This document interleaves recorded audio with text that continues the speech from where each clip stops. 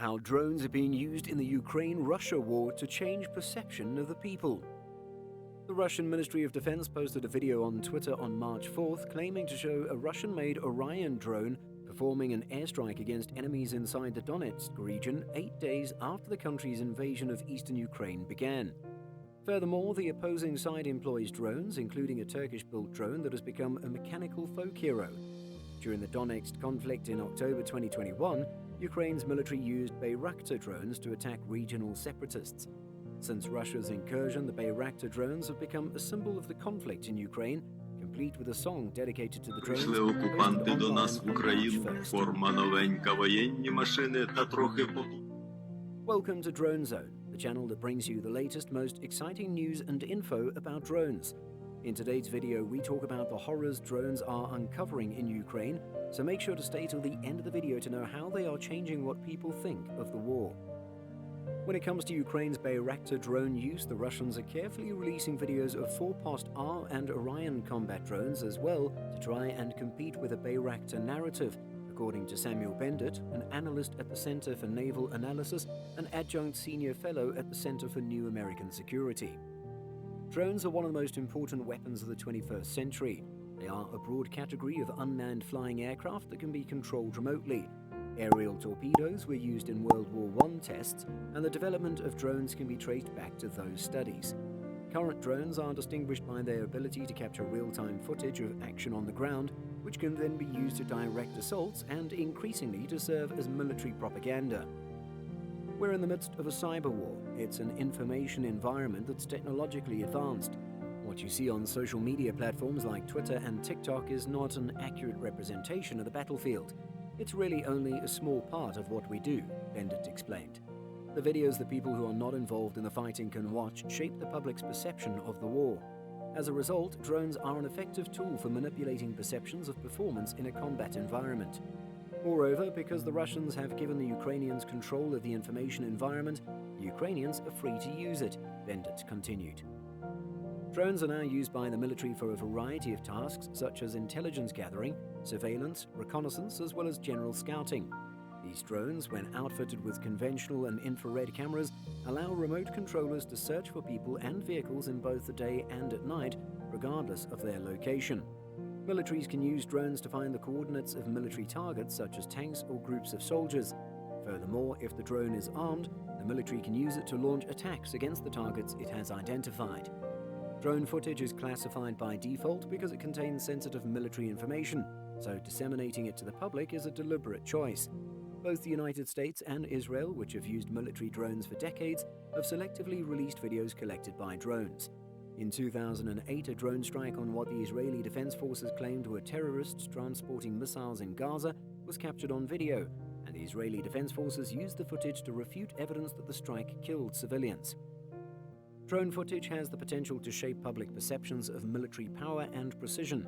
In their paper on the use of drone footage by both Armenia and Azerbaijan in the Nagorno-Karabakh war, analysts Michael Kaufman and Leonid Nersisyan wrote that a social media feed composed largely of drone video footage could lead one to believe in the dominance of such systems, even in a conflict where many casualties are still inflicted by armor, artillery, and multiple launch rocket systems. As Putin's conflict in Ukraine progresses, it's increasingly likely that the Russian Ministry of Defense will continue to broadcast drone footage in an attempt to create a similar narrative of competence and precision. Furthermore, while drone footage will continue to be important in telling war stories in the future, the primary use of drones will be to perform their original functions, such as flying scouts who can locate targets for other, more lethal weapon systems. If you've made it this far, please subscribe and leave a like, as it helps us greatly to make more videos. For years, the Russian military has used drones to support rebels fighting Ukraine for control of the Donetsk region in eastern Ukraine. Drones in Syria faced minimal modern anti-air defenses, allowing them to operate with little fear of being shot down. Drone tactics designed for open skies are difficult to adapt to the more restricted airspace of a major war against a modern military in a large-scale fight. The majority of documented proof of Russian drones engaged in warfare comes in the form of social media photos of drones that have been shot down, crashed, or otherwise damaged. Images of destroyed drones show that Russia employs a wide range of machines, despite the fact that the country has been slow to share video from its drone operations with the rest of the world.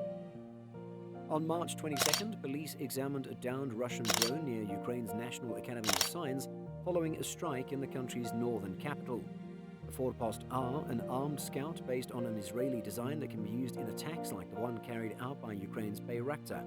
One of the other Russian drones shot down during the battle was the Orlan-10s, a small scout drone used as an artillery spotter. Without the assistance of spotters, it's more difficult to use artillery accurately, which is especially true when dealing with moving targets. Witnesses have reported the wreckage of Kup loitering weapons, which are missiles concealed within the fuselage of a spy drone in addition to the debris of spotter drones. These weapons, which are identical to the Switchblade drones produced by the US and handed over to Ukraine, have the capability to allow small units of soldiers to attack targets hundreds of kilometers away from where they are launched. Both Russia and Ukraine have begun to supplement their military drone use with hobbyist and commercial drone models, which are becoming increasingly popular.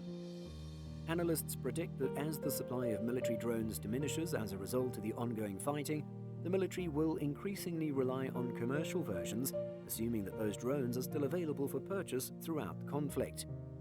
The Russian military's primary drone is the Orlan-10 combat drone. The Orlan-10 went into service in 2010 with cameras and other sensors, and a new upgrade in 2020 included a laser designator. Because of the modular design, payloads can be swapped out to make room for new devices on the drone's mission. According to Bendit, the Orlan-10 is frequently associated with Russian long-range artillery. It's a small aircraft with a 10-foot wingspan that can cruise at a comfortable 80 miles per hour for up to 18 hours. While Russia frequently uses drones in conjunction with large cannons to rapidly deliver large amounts of artillery fire, guided projectiles have a number of significant advantages over conventional rounds. A one-shot, one-kill ensures that the target has no chance of evading an artillery barrage, and single rounds eliminate the need for the convoy of ammunition trucks required to maintain an artillery barrage.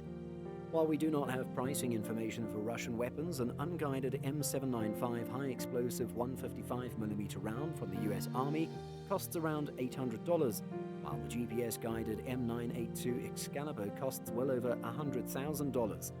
As a result, if 125 unguided rounds are required to strike a car, assuming the vehicle remains in the area for an extended period of time, the guided version is the more cost-effective option.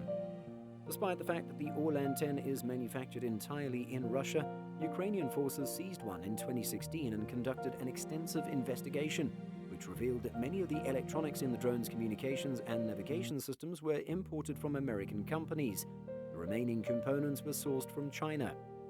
It's worth noting that the same module also includes a thermal imager and a second camera for added functionality. What we don't know is how high the quality of the photos produced by the camera or other sensors will be. While this type of improvisation reveals a gap in Russian technology, it also demonstrates a preference for simple, practical solutions that make the best use of modern commercial technology, such as a durable $500 camera rather than complex, expensive solutions. Both sides are using professional DJI drones and thermal imagers, which is a similar indication that consumer electronics can perform the job efficiently and successfully. That's it for today's video. Let me know if you think drones are indeed affecting the public's perception of the war. I hope you've enjoyed watching this video just like I've enjoyed making it.